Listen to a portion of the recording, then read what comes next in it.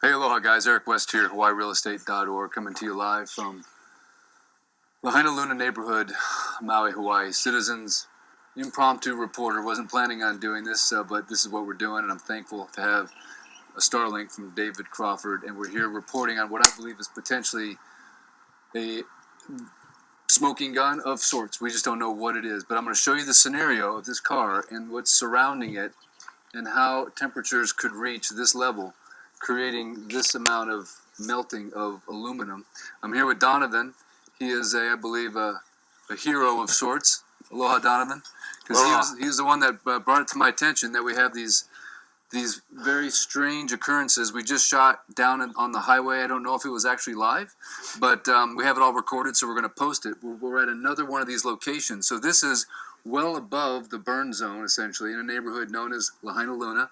I'm going to show you around real quick so you can see the scenario and then judge for yourself. And again, if you enjoy content like this, I encourage you to please like the channel, subscribe, and share the video so you can get the truth of what's going on here in Maui.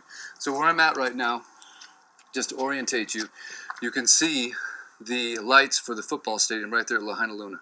So we're right below Lahaina Luna High School in the neighborhood that did not, I repeat, did not burn. You can see all these houses are standing around here, unburned.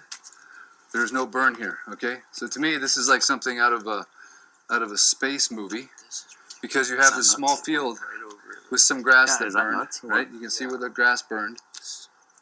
But then you have these two vehicles sitting in here that have melted aluminum. So Don, if you want to just take us through this car real quick and show us, I know you know a few things about cars, you can point out some things that require a very high temperature. By the way, we just talked to the neighbor who was talking to an investigator in Lahaina Town yesterday, and he said the investigator told him the temperatures reached in excess of 3,000 degrees.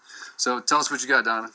Well, we have about 300 degrees for aluminum, and this 300? 1,300. 1,300, okay, thank you. 1,300, well, 1220, but if you round it up, because it was not only melted, it was liquefied to the point where it became a river of aluminum going down the dirt hill. So this is the aluminum rim, obviously. There's the tire, what's left of it, the steel threads or steel belts. And maybe combination gas tank if the gas tank's aluminum. Okay, okay. So you have liquefied aluminum running down the side of a grass fire. The caliper melted, unless they stole it. But it looks like the bolts are still there.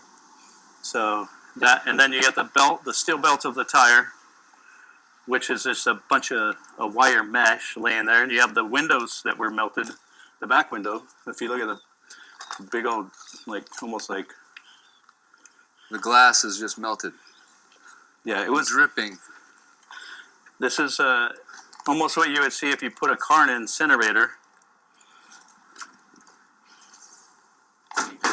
But this is not surrounded by a bunch of structure fires or anything. Yeah, there's no fuel.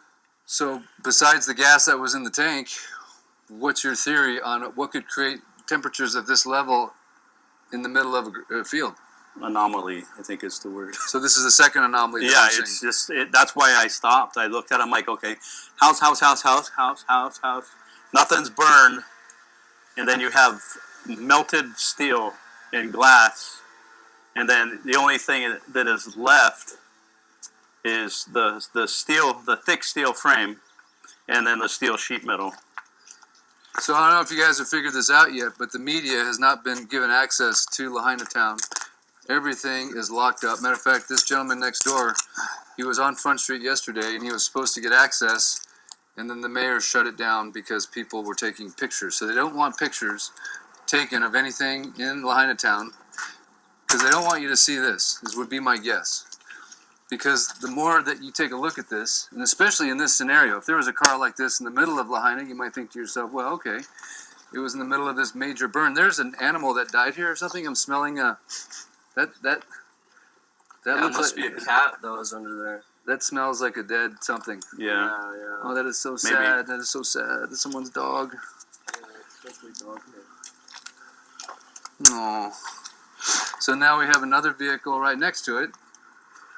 Talk to me about this one, Don. Yeah, what are you seeing? It's symmetrical with the other one. Yes. They're pretty much identical. I mean, the heat is just tremendous heat. Melting glass melting metal, incinerating the tires to the point of, the only thing you see is the steel belts, which actually fall apart like spaghetti noodles when you touch it. So the media is not allowed in here. No one's allowed in Lahaina town.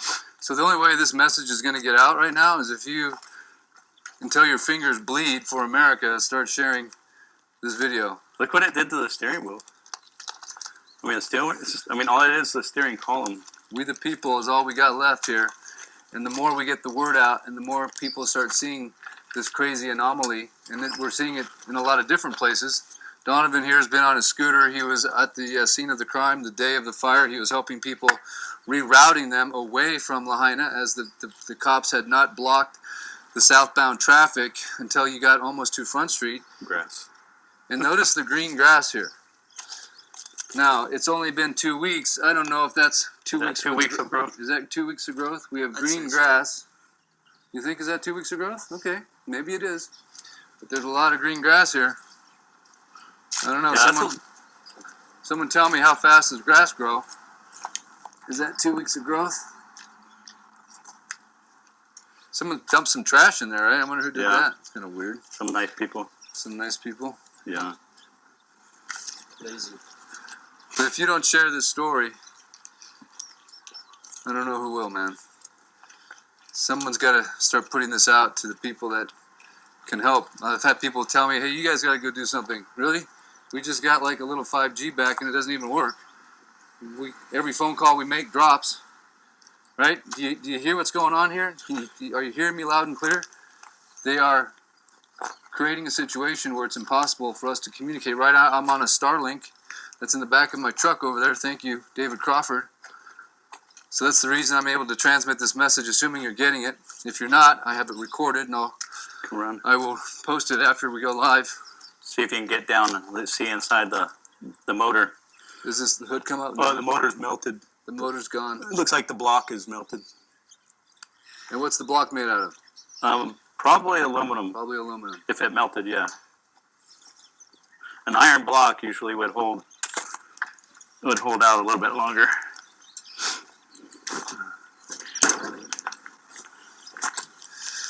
I mean, is it possible that they're making these cars with different types of materials that just have a lower melting point? But even if they did, it wouldn't make any sense because we're in a field with just a little bit of grass. The block is still there. It's turned sideways. The block is still there? But the aluminum valve cover is still melted to death.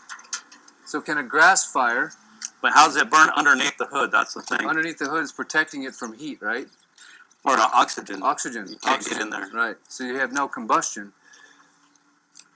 And again, if you're just tuning into this live, the edge of the fire went to that little grass. This was all just grass, no trees. You can see a couple trees right there. It just went to the edge of the sidewalk. I mean, not even to the sidewalk. It just went inside of this fence. And then it stopped right before it got to this guy's thing. This guy's house. And just to orientate you, here you can see the roadblock of the National Guard right there.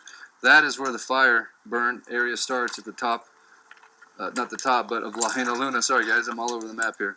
That, if you can see that blockade, that's actually where the burn zone is. So the fire was down there, okay? The fire was down there. This is above we're above the bypass. The fire was below the bypass. There was no fire here, except for this little tiny field. Supposedly it only started a quarter mile away. So we're going to go there next? We can and go take a look. Next we're going to go to where we think the fire may have started. This is interesting too. Is this 2 weeks worth of grass growth? Maybe it is. No. It looks like the fire mist right there. Interesting. But you notice that house is untouched there. Now let's just scan the houses next door so you can see for yourself that all these homes are perfectly fine. So there's no fuel to create the fire that's powerful enough. It's like if you burned your campfire next to your car and then this happened to your car next. Well, everybody's thrown beer bottles or bottles in their campfire. Right. And I mean, look at the windshield. It's almost gone in the back windows. So does everyone just need to go take a little Wikipedia tour on the melting points of things and just do some research? Yeah, it's amazing. Is that a good idea? So, because I didn't know much about melting points before all this started, and I'm I'm a skeptic when it comes to all things outlandish, but to me, this is what now seems outlandish to me. Again, if you're just joining right now, please share the video because we're trying to get the word out. What's going on in Maui? Give to the Lahaina Fire Fund if you can. We've raised over $500,000. Every penny will go back into the hands of survivors. We're going to document it all. Don't worry. If you want to give directly to survivors, I'm going to try to get Donovan here to give me his Venmo if he wants to, so that he can go give the money you give to him to the people that he knows that were affected. He doesn't need any money. I don't need any money. But we are trying to raise money. And the idea that I came up with, tell me what you guys think. Again, this is sort of like a public forum, if you will, for ideas. What if we create a fund called Buy Back Lahaina? And we make t-shirts, beautiful t-shirts. I've already contacted one of my favorite artists, Everything Burn, all of his originals. That's what I do, actually. He has 2 galleries on Front Street, all of his original work. 20 years worth of sketchbooks gone. He can't even come on camera. He's so destroyed. But I'm trying to